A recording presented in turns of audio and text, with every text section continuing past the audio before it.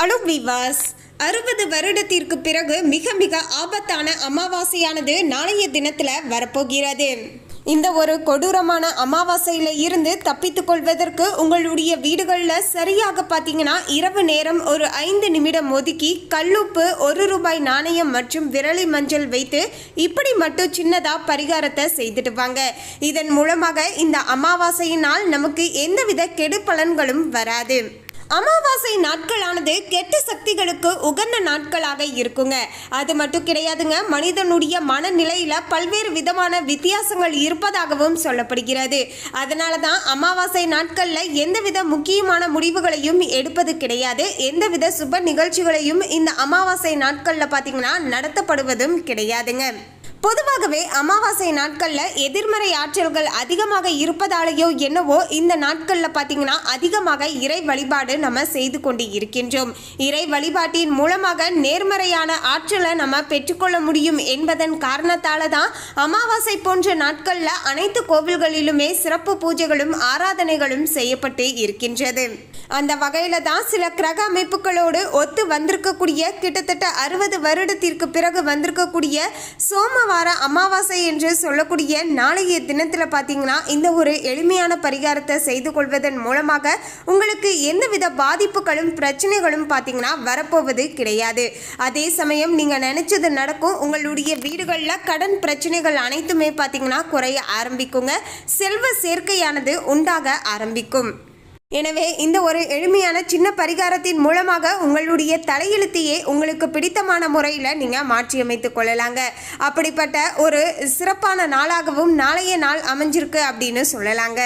அதுக்கு முன்னாடி இன்னும் நம்ம சேனலை சப்ஸ்கிரைப் பண்ணலன்னா சப்ஸ்கிரைப் பண்ணிடுங்க. அப்படியே பக்கத்தில் இருக்கக்கூடிய பெல் ஐகானையும் ப்ரெஸ் பண்ணுங்க. வாங்க வீடியோக்குள்ளே போகலாம். 2/9/2024 திங்கட்கிழமையான சிவபெருமானுக்கு உரிய நாள் என்று சொல்லக்கூடிய சோமவார அமாவாசையாக இந்த முறை வந்திருக்குங்க. கிட்டத்தட்ட 60 வருடத்திற்கு பிறகு மீண்டும் இந்த குரோதி வருடத்தில் ஆவணி மாதத்தில் செப்டம்பர் மாதத்தில் நமக்கு அமைஞ்சிருக்குங்க. அன்று இரவு சரியாக பார்த்தீங்கன்னா 7:30 மணியில இருந்து 8 மணி வரையிலான இந்த ஒரு 30 நிமிடம் ஒதுக்கி நாம் இந்த ஒரு எளிமையான பரிகாரத்தை செய்துட்டு வரப்போகிறோம். அதற்கு தேவையான பொருள் அப்படின்னு பார்த்தீங்கன்னா கல்லுப்பு, 1 ரூபாய் நாணயம் மற்றும் விரலி மஞ்சள்.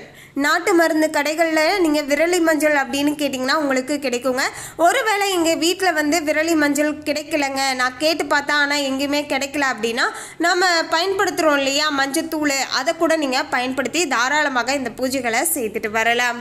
நாளைய நாள் உங்களுடைய வீட்டையும் வீட்டு பூஜையையும் சுத்தம் செய்யலைன்னா நன்றாக சுத்தப்படுத்தி வைத்துக் கொள்ளுங்கள்.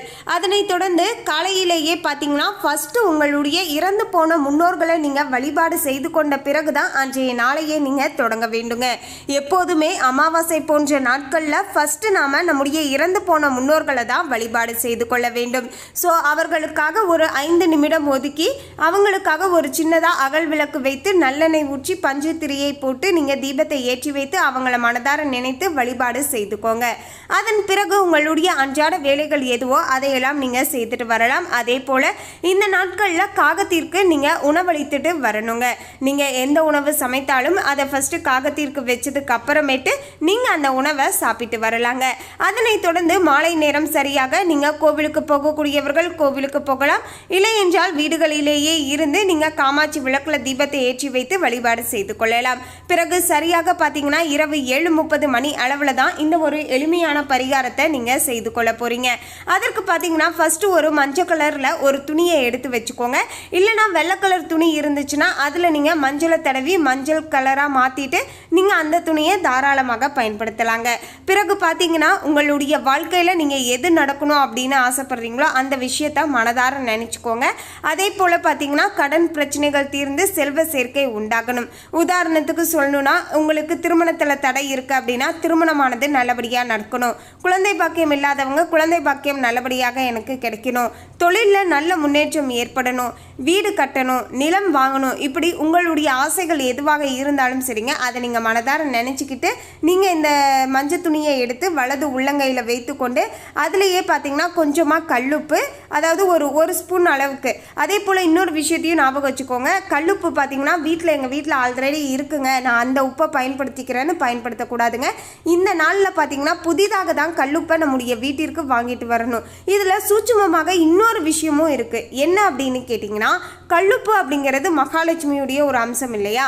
ஸோ கல்லுப்பை இந்த நாள் நம்முடைய வீட்டிற்கு வாங்கிட்டு வரும்போது பார்த்தீங்கன்னா அந்த மகாலட்சுமியையும் நம்முடைய வீட்டிற்குள்ளே அழைத்துட்டு வருவதற்கு சமம். ஸோ அதனால தான் பார்த்தீங்கன்னா கல்லுப்பு உங்கள் வீட்டில் ஆல்ரெடி இருந்தாலுமே நீங்கள் வந்து கடைகளில் இருந்து வாங்கிட்டு வந்து அதை உங்கள் வீட்டு நிலவாசப்படியாக நீங்கள் எடுத்துகிட்டு வந்து நீங்கள் வந்து இந்த கல்லுப்பை பயன்படுத்துங்க அப்படின்னு சொல்கிறதுக்கான ஒரு மெயினான ரீசன் பார்த்தீங்கன்னா இதுதான். அதாவது மகாலட்சுமியும் நம்முடைய வீட்டிற்கு அழைத்துட்டு வரலாம் அப்படிங்கிறது தான் ஒரு ரீசன்.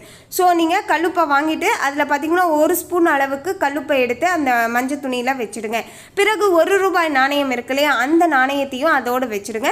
பிறகு ஒரு விரலி மஞ்சள் எல்லா கடைகள்லையுமே கிடைக்கும். சப்போஸ் கிடைக்கல அப்படிங்கிற பட்சத்தில் வேணால் நீங்கள் மஞ்சள் தூளை பயன்படுத்தலாம். ஆனால் மேக்ஸிமம் பார்த்தீங்கன்னா விரலி மஞ்சளை தான் நம்ம பயன்படுத்தணும். அதுதான் பார்த்தீங்கன்னா செல்வத்தை ஈர்க்கும், எதிர்மறை ஆற்றலை விலக்கி தரும், நேர்மறை எண்ணங்களை பார்த்தீங்கன்னா அதிகரிக்க செய்யும், ஒரு நல்ல பாசிட்டிவிட்டியை நமக்கு கொடுக்கும் அப்படின்னு சொல்லுவாங்க.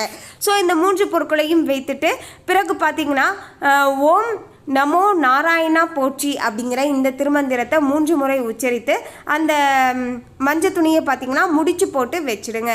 அதே போல் உங்களுடைய இஷ்ட தெய்வம் எதுவாக இருந்தாலும் அந்த தெய்வங்களுடைய திருமந்திரத்தையும் இன்றைய நாள் பார்த்தீங்கன்னா நீங்கள் 3 முறை உச்சரித்து கொள்ளலாம். மேலும் பார்த்தீங்கன்னா திங்கட்கிழமை அப்படிங்கிறது சந்திரனுக்கு உரிய, சிவபெருமானுக்கு உரிய ஒரு சிறப்பான நாளாக இருப்பதால் ஓம் நமச்சிவாயா போற்றி அப்படிங்கிற இந்த திருமந்திரத்தை 3 முறை உச்சரித்து கொண்டு இந்த பொட்டலத்தை பார்த்தீங்கன்னா நீங்கள் கட்டி நீங்கள் வந்து பூஜை அறையில் வச்சுட்டு மனதார வழிபாடு செய்துக்கோங்க. பிறகு நீங்கள் இந்த பொட்டலத்தை பார்த்தீங்கன்னா நாளைய தினத்தில் மீண்டும் பார்த்தீங்கன்னா எடுத்துட்டு அதில் இருக்கக்கூடிய பொருளை பார்த்தீங்கன்னா வெளியே எடுக்கணும். அதாவது ஃபஸ்ட்டு பார்த்தீங்கன்னா இந்த அமாவாசை தேதி எவ்வளோ நேரம் இருக்குன்னு தெரிஞ்சுக்கோங்க. அதாவது செப்டம்பர் 2ஆம் தேதி காலையில் பார்த்தீங்கன்னா 5:21க்கே பார்த்தீங்கன்னா அமாவாசை தேதி ஆரம்பமாகிறது. அடுத்த நாள் காலையில் செவ்வாய்க்கிழமை காலையில் 7:32 வரைக்கும் இந்த அமாவாசை தேதி இருக்குது. ஸோ இந்த அமாவாசை எல்லாமே முடிஞ்சதுக்கு அப்புறமேட்டு தான் பார்த்தீங்கன்னா நம்ம முடிச்சு போட்டு வச்சுருக்க இந்த மஞ்சள் துணியை மீண்டும் பார்த்தீங்கன்னா அவிழ்த்து அதில் இருக்கக்கூடிய பொருட்களை நம்ம எடுக்கணும். ஸோ 7:30 மணிக்கு நமக்கு அமாவாசை வந்து செவ்வாய்க்கிழமை முடிஞ்சிருது இல்லையா? ஸோ அதன் பிறகு நீங்கள் எப்போது வேண்டுமென்றாலும் அன்றைய நாளுக்குள்ளே நீங்கள் எடுத்துடலாங்க. அது உங்களுடைய விருப்பம் தான்.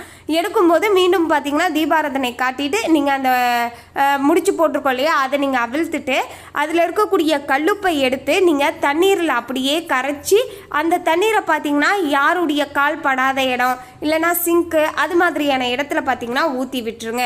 இதன் மூலமாக பார்த்தீங்கன்னா நம்முடைய கடன் பிரச்சனைகள் அனைத்துமே தீர்ந்துடும், நம்முடைய எல்லா விதமான கஷ்டங்களும் பார்த்தீங்கன்னா இப்படி கரைஞ்சி போயிடும் அப்படிங்கிற மாதிரி ஒரு ஐதீகம் இருக்குது. அடுத்து பார்த்தீங்கன்னா அந்த ₹1 நாணயத்தையும் விரலி மஞ்சளையும் எடுத்து நீங்கள் வந்து பீரோவில் வைக்கலாம், இல்லைனா வந்து நீங்கள் பர்ஸில் வைக்கலாம், இல்லைனா நாங்கள் ஏதாவது சொந்தமாக தொழில் செஞ்சுட்ருக்கோங்க அப்படிங்கிறவங்க தொழில் செய்யக்கூடிய இடத்துல இருக்கக்கூடிய கல்லாப்பெட்டியில் வைத்துட்டு வரலாங்க. இப்படி வைக்கும்போது பார்த்தீங்கன்னா பணத்தை பார்த்தீங்கன்னா மேலும் மேலும் ஈர்க்கும். வீட்டில் தேவையே இல்லாமல் வருது இல்லையா, செலவுகள் திடீர்னு மருத்துவ செலவுகள் ஏற்படும், இல்லைனா ஏதாவது ஒரு பொருட்கள் பார்த்தீங்கன்னா பாழாகிடும், பிறகு அந்த பொருளை நம்ம சரி செய்வதற்கு செலவு பண்ணணும், இல்லைனா புதுசாக வாங்கணும் அந்த பொருளை, இது மாதிரியான தேவையே இல்லாத செலவுகள் வருது இல்லையா, அது எல்லாமே குறைய ஆரம்பிக்கும். வீட்டில் செல்வ சேர்க்கை உண்டாகும், நல்ல ஒரு மாற்றம் ஏற்படுவதை நீங்கள் கண்கூடாக உணரலாம். ஆன்மீகவாதிகள் பௌர்ணமி மற்றும் அமாவாசையில மனிதனுடைய மனநிலையில சில வித்தியாசங்கள் இருப்பதாகவே சொல்லப்படுதுங்க. அதுலயும் பௌர்ணமி நாளை விட அமாவாசை நாளில் தான் மனிதர்களுடைய மனநிலையானது பாதிக்கப்படுவதாகவும் சொல்லப்படுதுங்க. இதற்காக தான் பரிகார பூஜைகள், வேண்டுதல்கள் மற்றும் ஆன்மீக செயல்பாடுகள் என ஆன்மீக வழியில இதற்கான தீர்வுகள் நிறைய இருப்பதாகவும் நம்பப்படுதுங்க. இந்த நாட்கள்ல புதிய செயல்களில் ஈடுபடுவது, பொருட்கள் வாங்குவது, விற்பது போன்றவை எல்லாத்தையுமே தவிர்த்து விட வேண்டும் அப்படின்னு சொல்லப்படுதுங்க. மேலும் பௌர்ணமி மற்றும் அமாவாசை நாட்களுடைய மத்தியில தான் ஆன்மீக பூஜை இல்லைனா பக்தி செயல்களில் ஈடுபடுவது நல்லதாக இருக்கும் அப்படின்னு சொல்லுவாங்க. அதனால தான் பெரும்பாலும் இந்த நாட்களில் கோவில்களில் பூஜைகளானது செய்யப்பட்டு வருவதாகவும் பார்த்தீங்கன்னா சில விஷயங்களானது நம்பப்படுதுங்க. அமாவாசை நாள் அப்படிங்கிறது பேய், பிசாசு போன்ற தீய சக்திகளுக்கு உகந்த நாள். ஆகையால இந்த நாட்களில் எதிர்வினை சக்திகளுடைய ஆதிக்கம் அதிகரித்து இருக்கும். எனவே தான் இந்த நாட்களில் எந்த காரியங்களிலும் ஈடுபட வேண்டாம், அதன் மூலமாக சீரிய பலனானது நமக்கு கிடைக்காது அப்படிங்கிற மாதிரியான ஒரு சில விஷயங்களும் பார்த்தீங்கன்னா சொல்லப்படுதுங்க. இன்னொரு பக்கம் அமாவாசை நாள் அப்படிங்கிறது நல்ல நாள் அப்படின்னு சொல்லப்படுதுங்க. எது என்னவாக இருந்தாலும் இருந்தாலும் இந்த ஒரு எளிமையான பரிகாரத்தை இந்த ஒரு அமாவாசை நாட்களில் நம்ம செய்து கொள்கின்ற பட்சத்தில் நமக்கு கடன் பிரச்சனைகள் தீரும், செல்வ சேர்க்கை உண்டாகும், அதோடு நம்ம நினைச்சதும் நல்லபடியாக நடக்க ஆரம்பிக்கும். மேலும் இந்த தகவலை பற்றிய உங்களுடைய கருத்தை கமெண்ட்ல பதிவு பண்ணுங்க. இந்த தகவல் உங்களுக்கு பிடிச்சிருந்தா லைக் பண்ணுங்க, ஷேர் பண்ணுங்க. இது போன்ற சுவாரஸ்யமான தகவலை தெரிந்து கொள்ள சேனலை சப்ஸ்கிரைப் பண்ணுங்க. தேங்க்யூ.